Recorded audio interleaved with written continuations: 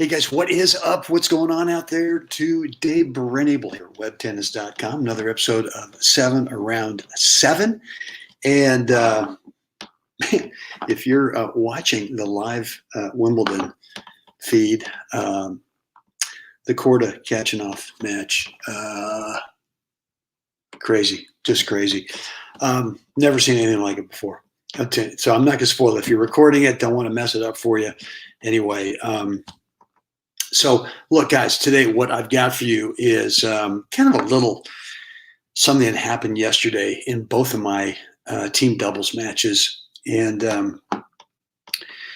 before we get into it, let's see. Yeah, down below in the description area, there's a link that will take you over to webtennisgear.com. A great way to show your love and support for 7 Around 7 and web tennis in general. And just pick up a T-shirt or two or more or a water bottle. They're all YouTube. They're all web tennis on YouTube logo stuff over there. So, and when you do, you know what? I'm going to give you a any one of my 7 stroke technique courses. They're all $97 courses, but as a way of saying thank you for your support, I'm going to give you one for free as a gift. Your choice. You get to choose which one you want. Right down below is the link, webtennisgear.com. So look, let's talk about the 2 team matches I had yesterday, doubles matches. And the first one we played a couple of really good guys, right? And they came out of the blocks, I mean, swinging freely and just ripping balls all over the place and playing well. And yet we weren't missing, right? And it's not like our strategy was wrong. They were just, you know, the standard quote. They were just playing out of their minds. So the strategy sometimes, or the thinking sometimes, is, well, what do we want to do different now? And sometimes it's nothing more than just, hey, look, I just don't think these guys can keep it going for another set, right? And so they won the first set 6-2, right? And sometimes when someone's playing that well at our level, right? I'm not talking about the pros. I'm talking about the rest of us. Sometimes you start to question it.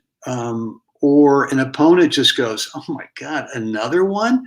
And it's like everything that could have gone their way in that first set totally went their way. Every time they teed up to let something go, boom, winner. Every time they teed up, I mean, there were 2 let cords that bounced over the top of my racket, not the kind that hit and sit up, but the kind that just nick it right where you're right there ready for that volley. And the next thing you know is that a ripper comes right at you. It just barely, kind of ticks the top of the net and just flies past you. There's no way to react to it. And you're kind of going, all right. And so both my partner and I were just thinking, or just kind of saying to each other, I don't think they can keep this up, right? And it's kind of one of those thoughts. It's a positive thought as opposed to, let's go ahead and go completely to a plan A. I mean, to a plan B, something totally different. So what does it require? It requires faith. It requires patience, right? It requires that you got to stick to your game plan. In this particular match, maybe it's in other situations, yeah, maybe you go more towards a lobbing game or something like that. But for us, we just said, we keep playing. Let's just keep playing, and let's see if they cool off. And they win the first set 6-2. Sure enough, they cool off. We win the second set 6-2. The format here is a super tiebreaker for the third. The first one at 10, margin at 2. We go out 6-love. We go out 6-0 in the tiebreak.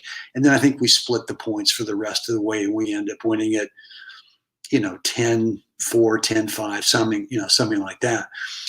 And so in the afternoon match, the same thing happened. We played these 2 guys, good players, and they come out of the blocks just not missing a ball. And we got down a break pretty early. And, we kept telling ourselves, God, I just don't think they can keep this stuff going, right? Now, look, we all play at whatever, I've talked forever about the skill level range that we play within, right? Like if you're a 4-5 guy or a 4-5 gal, there's a top level. Maybe, there's some points or there's some games, maybe even a set where you play at the very top of your skill level range, right? But most of the time we don't, right? Most of the time, as I've said before, all we're doing is just kind of managing the average, managing the mediocre. Mediocre is not a negative word. It just means it's an average, right? It's an average from what our top is to our bottom is, right? And so we just felt if we can get them to play at their average, I think that we'll be okay.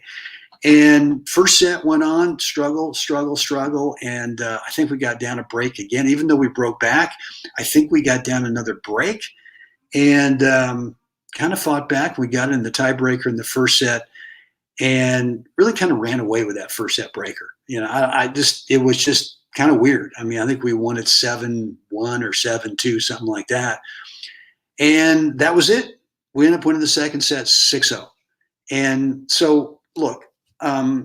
There's not a formula for when, you're getting your hats handed to you, right? And I mean, you could try something different, and lots of times that works, kind of breaks the rhythm.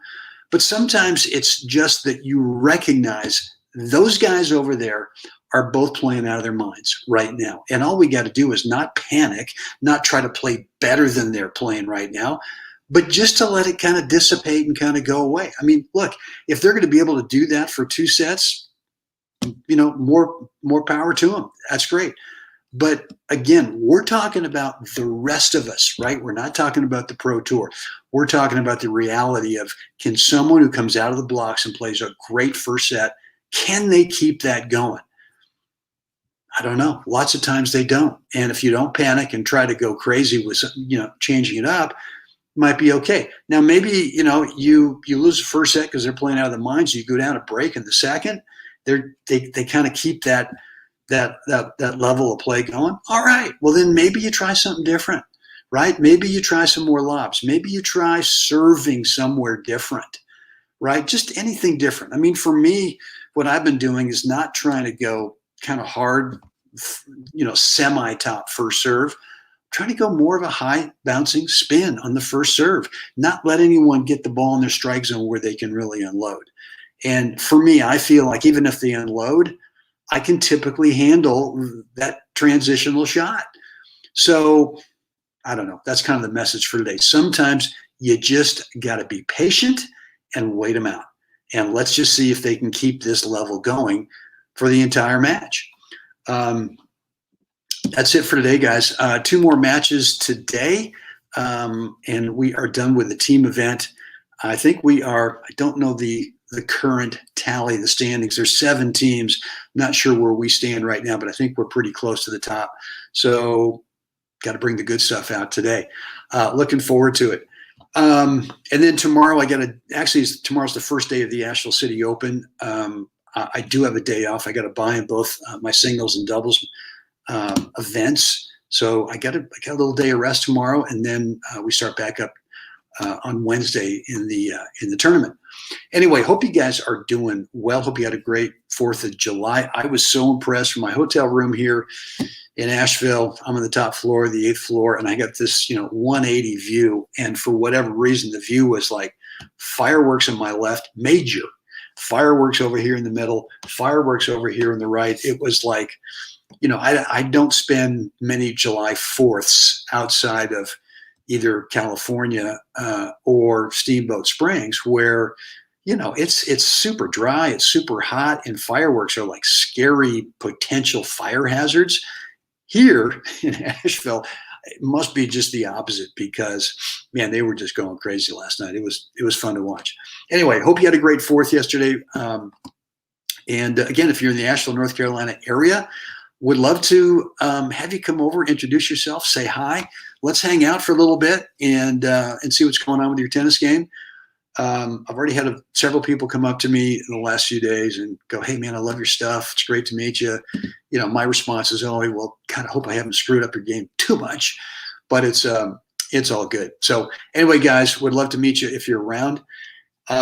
Any comments, any questions, any feedback on today's topic?